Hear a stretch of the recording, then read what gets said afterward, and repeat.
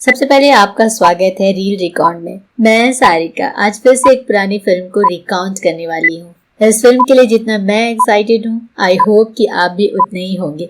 शुक्रिया जिन्होंने मुझे सुना और सराहा, और जो नए हैं प्लीज मेरे चैनल को सब्सक्राइब करना ना भूलें। आज बात करने वाली हूँ आर के नारायण की नॉवेल की कहानी गाइड। सबसे पहले बात करने वाली हूँ फिल्म में कितने डायरेक्टर बदले और क्यों।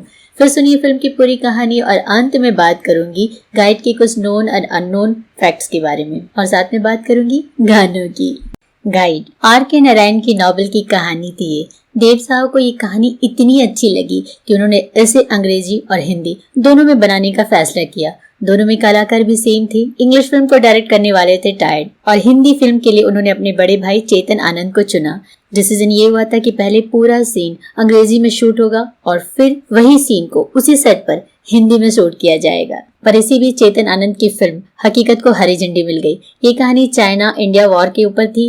चेतन आनंद को जैसे ही फिल्म बनाने की परमिशन मिली, वो इस फिल्म में बिजी हो गए। इसके बाद देव साहब ने अपने छोटे भाई गोल्डी को अप्रोच किया, पर गोल्डी को मंजूर नहीं था कि वो इंतजार करे कि पहले अंग्रेजी डायरेक्टर टायर शूट करेंगे, उसके बाद वो उसी सीन को उसी तरह शूट करेंगे। उन्हें लगा कि टैट कोई नामी डायरेक्टर भी नहीं है कि उसके बाद मैं शूट करूं और उनकी कॉपी करूं। ये भारतीय डायरेक्टर की इंसल्ट है। इस कश्मकश में उन्होंने फिल्म ना कह दी। तब देव साहब ने डायरेक्टर राज घोसला को अप्रोच किया। चूंकि राज घोसला और वहीदा रहमान की कभी आपस में बनती नहीं थी, तो वहीदा रहमान ने कहा कि अगर राज घोसला इस फिल्म के डायरेक्टर होंगे तो मैं फिल्म में काम नहीं करूंगी। तब राज घोसला ने कहा कि मेरी वजह से इस फिल्म को मत रोको, तुम कोई और डायरेक्टर ले लो। और इसके बाद देव साहब वापस गोल्डी के पास आए, और तब गोल्डी ने फिल्म को करने के लिए कुछ शर्तें रख दी। गोल्डी ने कहा कि कहानी के 3 कैरेक्टर नेगेटिव लग रहे हैं, तो मैं फिल्म की कहानी को फिर से रीराइट करूंगा और शूट भी अलग करूंगा। देव साहब के पास कोई ऑप्शन नहीं था और वो मान गए। अंग्रेजी फिल्म को पहले खत्म करने का डिसीजन लिया गया था। 16 वीक में अंग्रेजी फिल्म बनकर तैयार हो गई। न्यूयॉर्क में इसका प्रीमियर हुआ और पूरी तरह से फिल्म फ्लॉप थी। आर के नारायण फिल्म देखकर इस कदर नाराज हुए कि उन्होंने पूरा आर्टिकल लिख डाला। इधर गोल्डी 18 दिन के वेकेशन पे निकले और होटल के एक कमरे में खुद को बंद करके 18 दिन में पूरी कहानी का स्क्रीन प्ले फिर से लिखा। और इस तरह 3 डायरेक्टर की अदला बदली के बाद गाइड फिल्म बननी शुरू हुई। फिल्म की कहानी शुरू होती है जेल से। राजू अभी अभी 2 साल की सजा काटकर रिहा हुआ है। वो अपने घर की तरफ जा रहा है, पर अचानक वो रुक जाता है। सोचने लगता है वो इस शहर का हीरो था। स्टेशन पर उतरते ही लोग राजू गाइड का पता पूछते थे, माँ जान देती थी उस पर आज वो एक बदनाम आदमी है। जेल की सजा काट कर लौटा है और अब उसकी वो इज्जत नहीं रही। और तब वो घर जाने की वजह अनजान राहों पर जाने लगता है। जगह जगह भटकते भटकते वो एक गांव पहुंचता है। मंदिर में सोए राजू पर एक साधु अपना शॉल उड़ा देता है। गांव का एक आदमी भोला राजू को मंदिर में पाकर उसे चमत्कारी बाबा मान लेता है। बातचीत के दौरान भोला कहता है कि उसकी एक बहन है जो शादी करना नहीं चाहती है, क्या तुम उसे समझाओगे? राजू उसकी बात मान लेता है। राजू चूंकि वो एक गाइड है और उसे बातें करना बहुत अच्छी तरह आता है, तो वो अपनी सुलझे उलझे बातों से उसे मना लेता है। अब गांव के सभी लोग उसको चमत्कारी बाबा मानने लगते हैं, स्वामी मानने लगते हैं और उसकी खूब आओ भगत करते हैं। दूसरी तरफ राजू की माँ जेल पहुंचती है राजू को लेने। जेलर कहता है राजू को तो समय से पहले ही रिहा कर दिया गया। तभी वह राजू को लेने रोजी भी आती है। राजू की माँ रोजी से बहुत नाराज है, पर रोजी उन्हें मनाकर अपने साथ ले जाती है। राजू की माँ उसे दोषी मानती है। रोजी कहती है मैं गुनहगार नहीं, क्या करूं, मेरी तकदीर ही ऐसी है। और कहानी फ्लैशबैक में जाती है। रोजी अपनी कहानी बताते हुए कहती है कि वो एक देवदासी की बेटी थी। समाज में देवदासी एक बेहया औरत होती है। मेरी माँ मुझे इस जिल्लत की जिंदगी से बाहर निकालना चाहती थी, इसीलिए उन्होंने मेरी शादी मार्को से कर दी। मार्को जो अधेड़ उम्र का एक आदमी है, आर्कोलॉजिस्ट है और जो पुरानी मूर्ति गुफा की खोज में व्यस्त है। रोजी को बचपन से ही नाचने का शौक है, पर मार्को रोजी की आत्मा, उसकी घुंघरू भी उससे छीन लेता है। अब रोजी के पास जीने की कोई खास वजह नहीं है। एक रोज गुफा की खोज में मार्को उदयपुर पहुंचता है। रोजी भी उसके साथ है और राजू उसका गाइड है। यहाँ मार्को सिर्फ गुफाओं की खोज में बिजी है, वो रोजी की तरफ ध्यान तक नहीं देता। इस सबसे तंग आकर रोजी जहर खा लेती है। राजू गाइड उसे बचा लेता है। राजू सच जानकर कहता है तुम उन पैरों पर क्यों गिरती हो जिसे तुम्हारी परवाह तक नहीं, तुम खुद इतनी अच्छी डांसर हो, फिर इस बंधन में क्यों घुटती हो? रोजी राजू के इस बात से खुद में विश्वास जगाती है और सारे बंधन तोड़कर राजू के पास चली आती है। राजू उसे अपने घर और अपने दिल दोनों में जगह देता है। रोजी को लेकर अब गांव वाले तरह तरह की बातें करते हैं, जिससे राजू सबसे लड़ता फिरता है। राजू का सबसे अच्छा दोस्त, उससे भी वो अब लड़ चुका है। तंग आकर माँ भी घर छोड़ देती है, पर राजू रोजी का साथ नहीं छोड़ता। धीरे धीरे वो एक ऑर्गेनाइजर बन जाता है और रोजी एक बहुत बड़ी डांसर। अब रोजी एक जाना पहचाना नाम है, नलिनी। नाम, शोहरत, पैसा अब सब है दोनों के पास, और प्यार भी। धीरे धीरे राजू भटकने लगता है, अय्याशियों में खोने लगता है।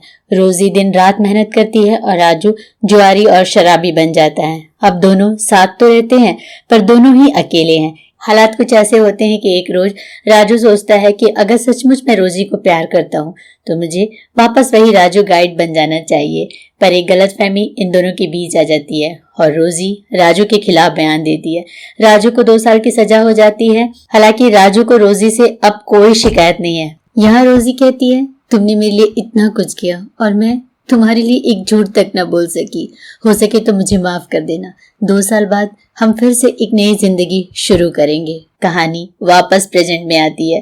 राजू जिस गांव में है अब उस जगह अकाल पड़ा है। एक गलतफहमी में लोग ये समझने लगते हैं कि स्वामी जी 12 दिन का उपवास करेंगे ताकि बारिश हो। राजू कहता है, मैंने ऐसा कभी नहीं कहा। वो भागता भी है, पर उसकी आत्मा उसे वापस आने पर मजबूर करती है। ना चाहते हुए भी वो ये बात मान लेता है। अब ये बात गांव-गांव तक फैल गई है। पेपर तक में ये बात छप चुका है, जिसे सुनकर और पढ़कर राजू की माँ और रोजी दोनों वहां पहुंचते हैं। फिल्म का अंत जहाँ राजू और उसके अंदर की आत्मा दोनों के बीच एक जंग चल रही है। राजू कहता है, तुम भूखा रहोगे तो बारिश होगी। आत्मा कहती है, सवाल ये नहीं है कि बारिश होगी, सवाल ये भी नहीं है कि मैं जीऊंगा या मरूंगा। सवाल ये है कि इस दुनिया को चलाने वाला कोई है या नहीं। अगर नहीं तो इस अंधी दुनिया में जीने का क्या फायदा, और अगर है तो देखना है कि वो अपने मजबूर बंदों को चुनता है या नहीं। आत्मा जीत जाती है, कहती है, तन रहे न रहे मैं रहूंगा। तभी बाहर जोरों की बारिश होती है। रोजी भागते हुए अंदर आती है, राजू से कहती है, उठो, देखो तुम्हारा व्रत सफल हुआ। पर राजू अब मर चुका है। रोजी कहती है, देखो माँ जी, राजू नहीं रहा। माँ कहती है, नहीं बेटी, राजू इस शरीर में नहीं रहा। रोजी अपनी मांग भरती है राजू के पैर के धूल से। बाहर सब नाच रहे हैं बारिश में। एक बैकग्राउंड आवाज है, यहाँ न सुख है न दुख है, दुनिया में सिर्फ मैं हूँ, मैं हूँ, मैं हूँ, यानी आत्मा। यही फिल्म का अंत है। बेहद ही खूबसूरत फिल्म। देव साहब राजू गाइड के रोल में, रोजी के रोल में वहीदा रहमान, लीला चिटनिस राजू की माँ के रोल में और किशोर साहू मार्को के रोल में। ये समय से आगे की फिल्म थी। लोग अंग्रेजी वर्जन देख चुके थे। एक शादीशुदा लड़की किसी और के साथ रहे, इस कहानी को कोई खरीदने को तैयार नहीं था। यश जौहर उस वक्त नवचेतन बैनर में काम करते थे, तो उन्होंने कहा कि डिस्ट्रीब्यूटर आए तो सिर्फ गाना ही दिखाइए, पूरी फिल्म क्यों दिखाते हो। देव साहब ने उसकी बात मान ली और अगली दफा जब डिस्ट्रीब्यूटर आए तो सिर्फ उन्होंने 2 गाने दिखाए, गाता रहे मेरा दिल और पिया तो से नैना लागे रे। डिस्ट्रीब्यूटर ने कहा, मैंने ऐसा पिक्चराइजेशन पहले कभी देखा ही नहीं। तुरंत उन्होंने फिल्म खरीद ली। फिल्म रिलीज हुई, लोग समझ ही नहीं पाए कि डायरेक्टर कहना क्या चाहता है, फिल्म को देखकर कैसे रिएक्ट करे। 10 वीक निकल गया, फिल्म बिल्कुल फ्लॉप लग रही थी। वो वक्त बरसात का मौसम था, बरसात हो नहीं रही थी, तो देव साहब ने एक एड डाल दिया, guide pray for rain.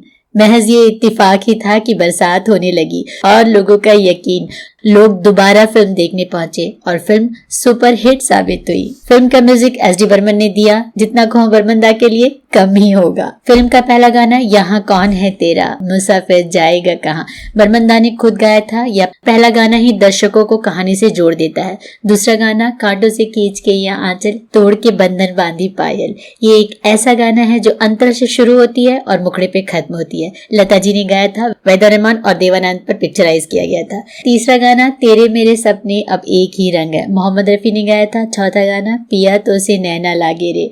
9 minute का गाना है। बेहतरीन सीन और पिक्चराइजेशन, हर पैराग्राफ के लिए अलग सेट तैयार किया गया। पिक्चराइजेशन, गाने, डांस, ड्रेस, कहीं भी कोई कॉम्प्रोमाइज नहीं किया गया। 5वां गाना गाता रहे मेरा दिल, लता जी और किशोर कुमार ने गाया था। 6ठा गाना दिन ढल जाए मगर रात न जाए, मोहम्मद रफी जी ने गाया था। फिल्म के गाने पहले हसरत जयपुरी लिख रहे थे, पर देव साहब को गाने पसंद नहीं आ रहे थे। तब उन्होंने सोचा क्यों ना गाने शैलेंद्र से लिखाया जाए। शैलेंद्र को इस बात की बहुत तकलीफ थी कि वो देवानंद की सेकंड चॉइस है, पर ना कहना उन्हें आता नहीं था, तो उन्होंने फिल्म के लिए इतनी बड़ी रकम डिमांड की ताकि देव साहब खुद ही ना कर दे, पर देव साहब ने हाँ कहा था। और पहली ही मीटिंग में देव साहब ने फिल्म की कहानी सुनाई और उसी वक्त उसी जगह शैलेंद्र ने लिखा, दिन ढल जाए मगर रात न जाए, तुम तो ना आए तेरी याद सताए।